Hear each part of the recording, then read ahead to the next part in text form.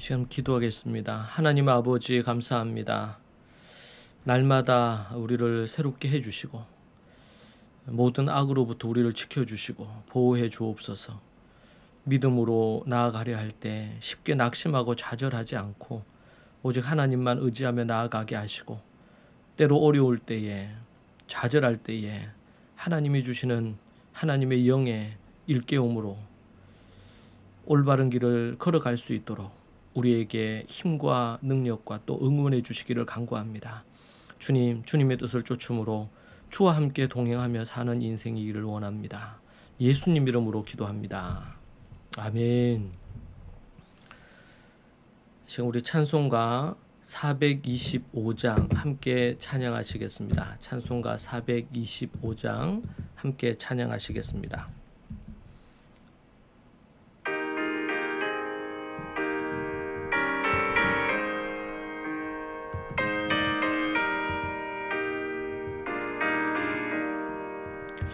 주님의 뜻을 이루소서. 고요한 중에 기다리니 진흙과 같은 날 빚으사 주님의 영상 만드소서. 주님의 뜻을 이루소서. 주님 발 앞에 엎드리니 나의 맘속을 살피시사 주님을 이게 하옵소서.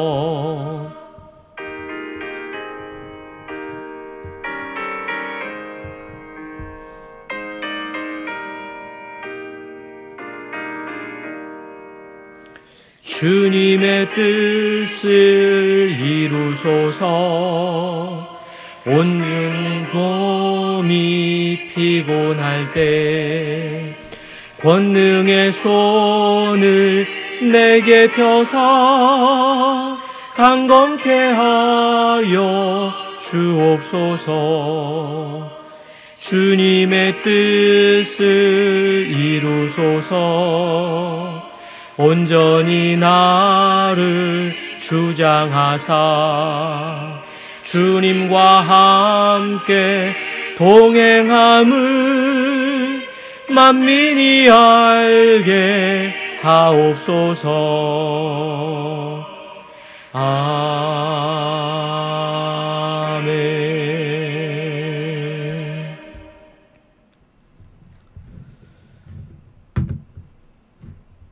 오늘 우리에게 주신 하나님의 말씀 함께 보겠습니다.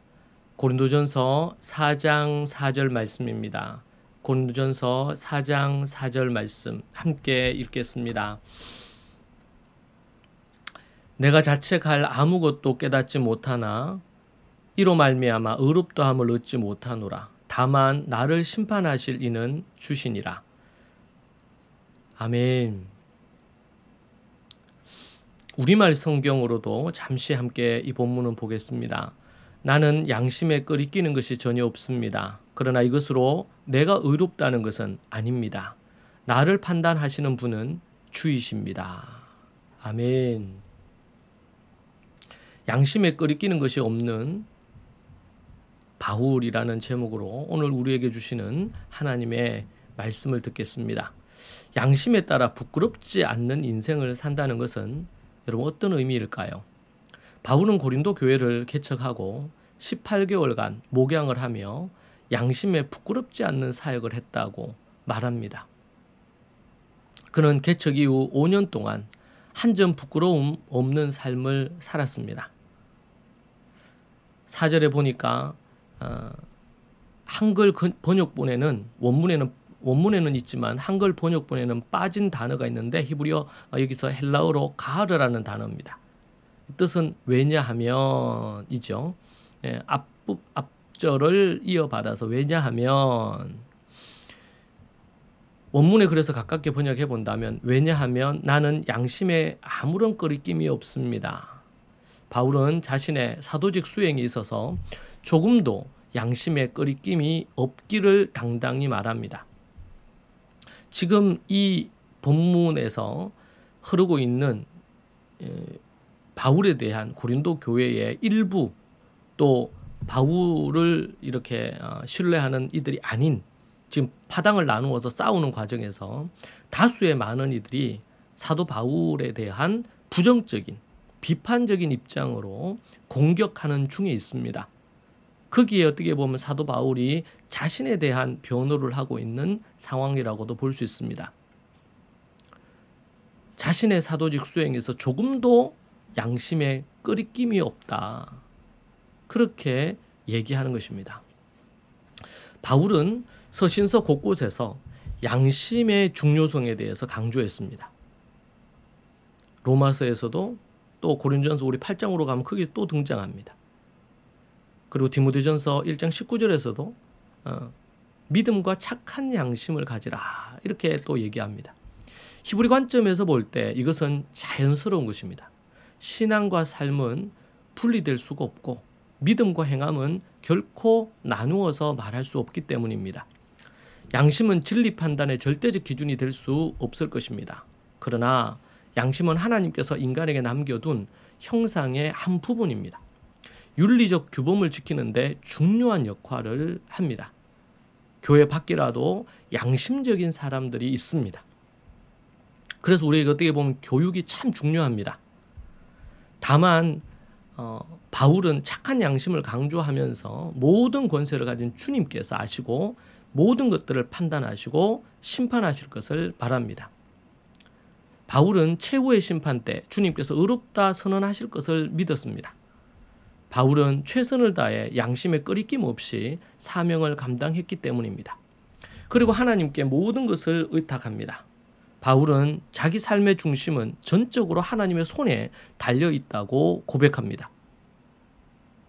양심적인 삶을 산다는 것은 자신을 들여다보고 반성하는 시간을 갖는다는 것을 의미합니다.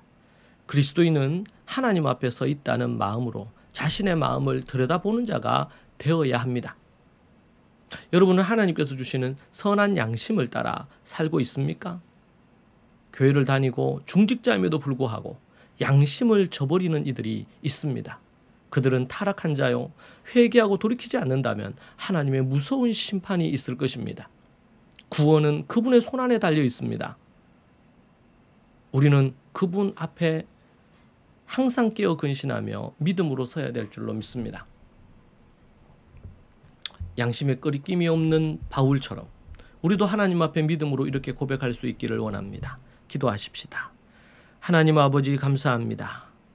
하나님 중심주의로, 하나님 제일주의로 살아가는 사도 바울의 이 귀한 고백 앞에 우리 자신을 들여다봅니다. 날마다 깨어 근신하며 주님이 기뻐하시는 그러한 삶 살기를 원합니다. 오직 주님만 의지하며 살기 원하며 주의 놀라운 손길을 바라보고 나아가기 원합니다. 우리 주님께서 주신 그 형상을 따라 양심을 쫓아 살기를 원하오니 주님 우리를 붙드시옵소서. 날마다 양심 쫓아 선한 양심, 착한 양심으로 믿음을 열매를 맺으며 살아가는 모든 인생 되게 하옵소서. 예수님 이름으로 기도합니다. 아멘. 이 시간 함께 우리 말씀 붙들고 기도하십시다. 시간 기도할 때에 주님 주시는 은혜 가운데 깨어 근신하며 서기를 수망하며 나아가십시다. 함께 기도하겠습니다. 주여, 주여, 주여. 하나님 아버지, 주님 붙드시고 인도하옵소서. 우리에게 새 생명을 주시고 또 아버지 하나님 이 하루를 허락하신 것 감사합니다. 깨어 근신하며 우리를 이 땅에 두실 동안 이 땅에서 주님의 선한 사명 감당하며 특별히 착한 양심으로 양심에 꺼리낌이 없다고 고백한 바울처럼 우리도 굳게 서기를 소망하오니 아버지 하나님, 주님 붙들어 주시고 인도하여 주시며 우리 믿음의 식구들을 붙들어 주시사 그들의 양심을 저버리는 일이 없도록 주님 붙드시고 인도하여 주시옵소서. 아버지 하나님, 간섭하여 주시옵소서. 주님 인도하여 주시옵소서.